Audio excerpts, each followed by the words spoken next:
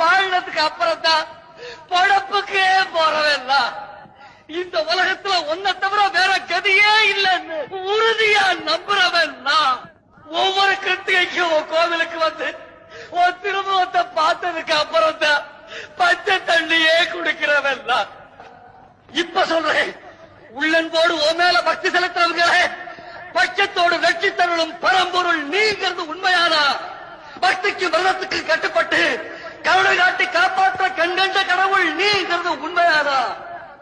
இப்ப இந்த இடத்துல முன்னால வந்து நெல்லு, உன் திருமுகத்தை காட்டு.